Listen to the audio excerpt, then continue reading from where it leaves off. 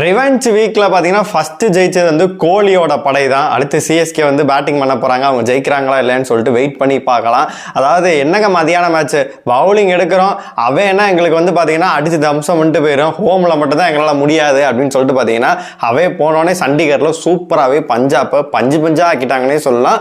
120 எங்களுக்கு ஒரு மேட்ரே இல்லை, தம்பி படிக்கல் அவனே முடிச்சுட்டு போயிடும் அப்படின்னு சொல்லிட்டு பாத்தீங்கன்னா அவரே முடிச்சு விட்டாரு. கிங் கோலி கடைசி வரைக்கும் நின்று நான் முடிச்சு தரேன்டா, எதுக்குடா டிம் டேவிட்லாம் தம்பி நீ உட்காரு அப்படின்னு சொல்லிட்டு அவரே முடிச்சு கொடுத்துட்டு போயிட்டாரு அப்படின்னே சொல்லலாம். இதன் மூலியமாக பாயிண்ட்ஸ் டேபிள்ல வந்து 5 டீம் வந்து 10 பாயிண்ட்ல இருக்காங்க. ஒரே மாதிரியே இருக்கு. இந்த சீசன் தான் பாத்தீங்கன்னா பிளே ஆஃப் எவன் போறான் அப்படின்னு சொல்லிட்டு சொல்லவே முடியாது. யாரு வேணா போலாம் அப்படின்ற மாதிரி பாத்தீங்கன்னா டஃப் ஃபைட்டா இருக்கு. இன்னைக்கு ஆர்சிபிக்கும் பஞ்சாப்க்கும் வேற லெவல்ல மேட்ச் நடந்தது. இன்ட்ரெஸ்டிங்கான விஷயங்கள் எல்லாத்தையுமே நம்ம ஃபுல்லாவே பார்க்கலாம். ஹாய் மக்களே, நான் உங்க ஷாம். நிறைய பேர் வீடியோ பாக்குறீங்க, ஆனா கொஞ்சம் லைக் பண்ணா பாக்குறீங்க. லைக் பண்ணிட்டு பாத்தீங்கன்னா ரொம்பவே சந்தோஷமா இருக்கும். அதாவது பாத்தீங்கன்னா ஹோம்ல மட்டும்தான் 3 மேட்ச் தோத்தோம், அது எங்களுக்கு வேலைக்கே ஆக மாட்டேங்குது, பிச்சை மாற்ற சொல்லியிருக்கேன் அப்படின்ற மாதிரி யாருக்குமே இந்த டைம் வந்து ஹோம் வந்து அட்வான்டேஜாவே இல்லை. எல்லாருமே பாத்தீங்கன்னா ஹோம்ல வந்து தோத்துக்கிட்டு தான் இருக்காங்க. மும்பையில் ஆரம்பிச்சு சென்னை, கேகேஆர், ஆர்சிபி தொடர் தோல்விகள் இந்த மாதிரி ஆகிட்டு தான் இருக்கு. அதனால வந்து வேற மாதிரி அது போயிட்டு இருக்கு. அதுக்குள்ள நம்ம போக விரும்பல. அதாவது அவே போனா ஜெயிச்சிருவாங்க அப்படின்ற மாதிரி பாத்தீங்கன்னா அழகாவே இன்னைக்கு ஜெயிச்சிட்டாங்க அப்படின்னே சொல்லலாம். அடிக்கிற வெயிலுக்கு சீக்கா சொல்றாரு, அடிக்கிற வெயிலுக்கு எதுக்கடா பவுலிங் எடுக்கிறான் அப்படின்ற மாதிரி சொன்னாரு. எங்களுக்கு தெரியுங்க அப்படின்ற மாதிரி பாத்தீங்கன்னா சூப்பராகவே பவுலிங் எடுத்து செம்மையா செதுக்கிட்டாங்க அப்படின்னே சொல்லலாம். ஆர்யா பிரயான்ஸ் ஆர்யா பார்க்கும்போது இந்த டைம் யங்ஸ்டர்ஸ் எப்படி கலக்குறாங்க அப்படின்றது பாத்தீங்கன்னா ஃபர்ஸ்ட் உதாரணமா இருந்தால் இவரே சொல்லலாம். சூப்பரா விளையாடுறாரு, செம்மையா. இன்னைக்கு கூட ஒரு 50 போட்டுருவாரு அப்படின்னு சொல்லிட்டு நினைச்சேன். பாத்தீங்கன்னா தவறான ஷாட் ஆடி அவுட் ஆயிட்டாரு. 22 ரன்கள் தான் அவரால் தேத்த முடிஞ்சு. சிம்ரன் சிங் இன்னைக்கு ஒரு 33 ரன் அடிப்பேன்பா அப்படின்னு சொல்லிட்டு பார்த்தீங்கன்னா சூப்பராகவே அடிச்சு 5 4 ஒரு 6 அடிச்சு விட்டு போனார். கொஞ்சம் நின்றுக்கலாம் நிதானமாக. அப்புறம் வந்து ஒரு மேட்ச் தான் 97 போட்டார். அப்புறமேட்டு அந்த இஷான் கிஷன் நிலமை தான் இவருக்குமே ஆகிட்டு தொடர் தோல்விகளாகவே இருக்கு. இன்னைக்குமே பார்த்தீங்கன்னா ஒரு 6 ரன்ல வந்து அவுட் ஆயிட்டாரு.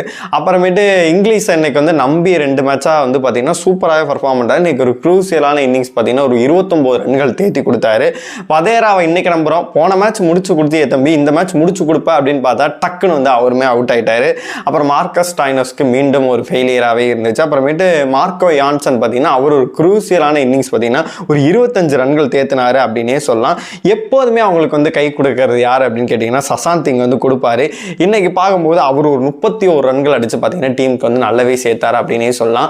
அங்கே ஆர்சிபி சைடில் இருந்து டெத்லையும் போட ஆள் இருக்கு, பவர் பிளேலையும் போட ஆள் இருக்கு. அவங்களுக்கு கவலை இல்லை, ஸ்பின்னு மட்டும் தான் கொஞ்சம் கோளாரா இருந்துச்சு. இன்னைக்கு பார்த்தீங்கன்னா குணால் பாண்டியா பேக் டு ஃபார்மா வந்துட்டாரு. அவருமே இன்னைக்கு விக்கெட்டுகளை எடுத்தாரு.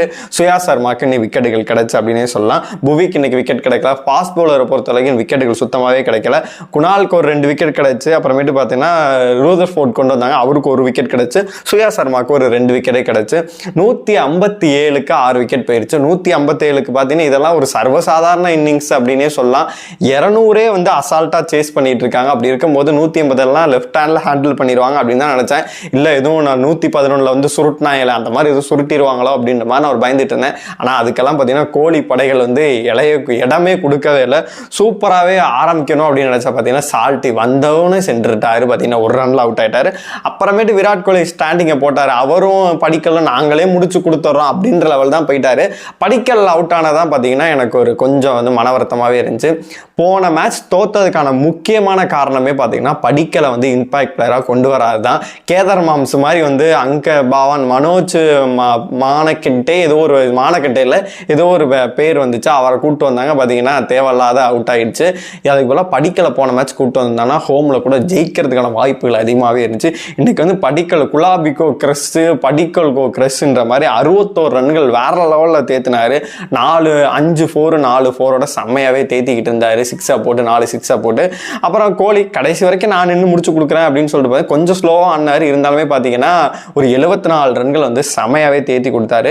பட்டிதாரை வந்து அவர் ஒன்றும் சொல்றதுக்கெல்லாம் வந்து அவனே சென்றுட்டாரு. அப்புறமேட்டு பாத்தீங்கன்னா ஜிதேஷ் சர்மா வந்து கடைசியில் நின்று அவரும் கோலியும் முடிச்சு கொடுத்துட்டு போயிட்டாங்க. அவங்க சைட்ல இருந்து சிங்குக்கு ஒரு விக்கெட்டு, தலா எல்லாத்துக்கும் சகலுக்கு ஒரு விக்கெட், இந்த மாதிரி ஒரு விக்கெட் அந்த மாதிரி தான் கிடைச்சிட்டு இருந்து ஓவராலா வந்து யாராலுமே பாத்தீங்கன்னா அவங்களோட தாக்கத்தை வந்து நிறுத்த முடியல அப்படின்னே சொல்லலாம்.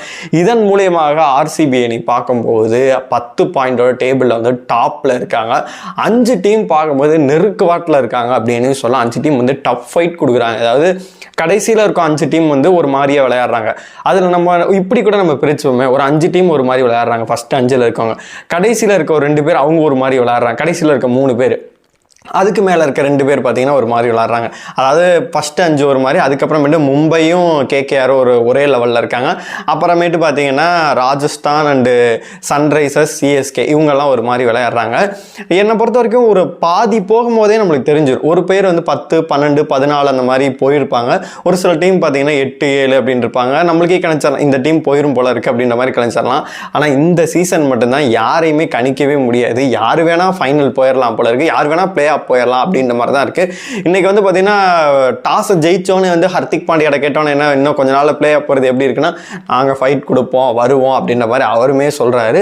சிஎஸ்கேக்கும் பார்த்தீங்கன்னா அந்த நம்பிக்கையில் தான் இருக்காங்க. ஏன்னா இன்றைக்கி வந்து இப்போ ஆயுஷ் மாத்திரையை கொண்டு வந்திருக்காங்க, ஷேக் ரஷீதையும் வந்து கண்டினியூ பண்ண வைக்கிறாங்க. இவ்வளோ நாள் எதிர்பார்த்த ராகுல் திரிபாத்தியும் பார்த்தீங்கன்னா ட்ராப் பண்ணியிருக்காங்க.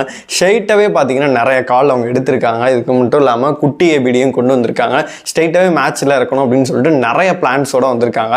அதனால் சிஎஸ்கேயும் பார்த்தீங்கன்னா இன்னும் ரேஸில் இருக்காங்க அப்படின்னு சொல்லலாம். இப்போ பார்க்கும்போது இப்போ ரிவெஞ்ச் வீக் ஆரம்பிச்சதில் ஃபஸ்ட்டு ஒரு ஆஃப் வந்து பார்த்தீங்கன்னா எல்லாருக்கூடையும் போட்டாங்க. திரும்பி அவங்க கூட போடும்போது யார் மீண்டும் மீண்டும் ஜெயிச்சுக்கிட்டே போகிறாங்கன்னு நினைக்கும் போது அவங்க தான் வந்து ஒரு 14 இப்போ 2-3 மேட்ச்சில் ஒரு 14 கிட்ட வந்துட்டாங்க அப்படின்னா ஷோராகவே சொல்லிடலாம் இவங்க வந்து பிளே ஆஃப் போயிடுவாங்க அப்படின்னு சொல்லிட்டு. இன்னைக்கு நடந்த மேட்ச்சில் வந்து ஆர்சிபி ஜெயிச்சனால பிளே ஆஃப் போகிறதுக்கு கொஞ்சம் பாசிபிலிட்டி இருக்குது அப்படின்ற மாதிரி அவங்களுக்கே நம்பிக்கை வந்திருக்கும். இன்னைக்கு சிஎஸ்கே விசஸ் எம்ஐ மேட்ச்சில் யார் ஜெயிக்கிறாங்களோ அவங்களுக்கு வந்து பார்த்தீங்கன்னா பாசிபிலிட்டி ரொம்பவே அதிகமாக இருக்கும். சிஎஸ்கே இன்னைக்கு சப்போஸ் இன்னைக்கு வந்து ஜெயிச்சிட்டாங்க அப்படின்னா கண்டிப்பாக வாய்ப்புகள் அதிகமாகவே இருக்குது. இன்னைக்கு மும்பை தோத்தாலுமே அவங்களுக்கு இன்னும் கொஞ்சம் வாய்ப்பு இருக்க மாதிரி தான் எனக்கு தோணுது. இன்னைக்கு மும்பை ஜெயிச்சிட்டாங்கன்னா ஷோராகவே அவங்க வந்து அடுத்த கட்டத்துக்கு போயிடுவாங்க, ஹாட்ரிக் வின் ஆயிரும். சிஎஸ்கே பொறுத்தவரை இன்னைக்கு தோல்வி மட்டும் அடைஞ்சிட்டாங்க அப்படின்னா கண்டிப்பாகவே வந்து இறைவனால் கூட காப்பாற்ற முடியாது. தொடர் வந்து இப்போ பார்த்தீங்கன்னா 7 போட்டு 5 தோல்வி ஆயிடுச்சு. இன்றைக்கும் தோத்துட்டாங்க அப்படின்னா ராஜஸ்தானை இவங்களும் வந்து அப்படியே நடைய கட்ட வேண்டியதான். ஆல்மோஸ்ட் ராஜஸ்தான் வந்து 2 மேட்ச்சில் வந்து ஜெயிக்க வேண்டிய மேட்ச் வந்து கையில் இருந்த மேட்சை விட்டு கொடுத்து போகிறாங்க. அப்படி இருக்கும்போது அவங்க சொல்கிறதுக்கு ஒன்றுமே இல்லை. அவங்க அவ்வளோதான் பிளே ஆஃபை விட்டாங்க அப்படின்னு சொல்லலாம். இனிமேல் வரக்கூடிய எல்லா மேட்சும் பார்த்தீங்கன்னா செம்ம குரூசியலாக இருக்கும். போட்டுக்கிட்டு பார்த்தீங்கன்னா எல்லா டீமுமே சண்டை போடுவாங்க அப்படின்னே சொல்லலாம். எனக்கு ஆர்சிபிட்ட ரொம்பவே சர்ப்ரைஸாக இருக்குது. இந்த தடவை பார்த்தீங்கன்னா நல்ல பிளேயர்ஸ் எடுத்திருக்காங்க. ஓப்பனிங் நல்லா அமையுது, மிடில் ஆர்டர் நல்லா அமையுது, கடைசியில் ஏன்னா டிம் டேவிட் வந்து ஒரு 50 அடிச்சு கொடுக்குறாரு. பவர் பிளேயில் வந்து பார்த்தீங்கன்னா புவனேஸ்வர் குமார் ஐசல் விட்டு செம்மையாக போடுறாங்க. எஸ்ஆலும் பார்த்தீங்கன்னா பவர் பிளே நல்லா போடுறாரு. அப்படி இருக்கும்போது ஓவராலாக டீம் பார்க்கும் போதே செம்மையாகவே இருக்குது. டீம் பர்ஃபார்மன்ஸ்னால தான் பார்த்தீங்கன்னா இவ்வளோ தூரம் போகிறாங்க. இப்போ ஜிடி எடுத்துக்கிட்டிங்கன்னா அந்த 3 பேரை கழட்டணும் அப்படின்னா முடிஞ்சு போயிடும். ஆனால் அப்படி இருந்தவங்க அடிக்க பார்க்குறாங்க. அதே மாதிரி எல்எஸ்ஜியில் அந்த 3 பேர் தான், மார்க்கம் இருக்காரு, அப்புறம் மார்ஷு, அப்புறமேட்டு பார்த்தீங்கன்னா நிக்கோலஸ் பூரான், இவங்க தான் வந்து பேட்டிங்கில் வந்து நல்லா ரன் பண்ணி கொடுத்துட்ருக்காரு. அப்படி இருக்கும்போது ஒவ்வொரு டீம்லேயும் ஒரு 2-3 பேர் வந்து பர்ஃபார்ம் பண்ணுறாங்க. பட் டெல்லி எடுத்துக்கிட்டோன்னா எல்லா பவுலரையும் தள்ளி வச்சுட்டு நான் ஒரு ஆள் போட்டு கொடுக்குறேன் அப்படின்னு சொல்லிட்டு பார்த்தீங்கன்னா ஸ்டார்க் வந்து அப்படி ஒரு பர்ஃபார்மன்ஸை கொடுத்துக்கிட்டு இருக்காரு. இந்த மாதிரி எல்லா டீம்லேயும் ஒரு நல்ல தூண்களாக வந்து பார்த்தீங்கன்னா இருந்து காப்பாற்றிட்டு இருக்காங்க.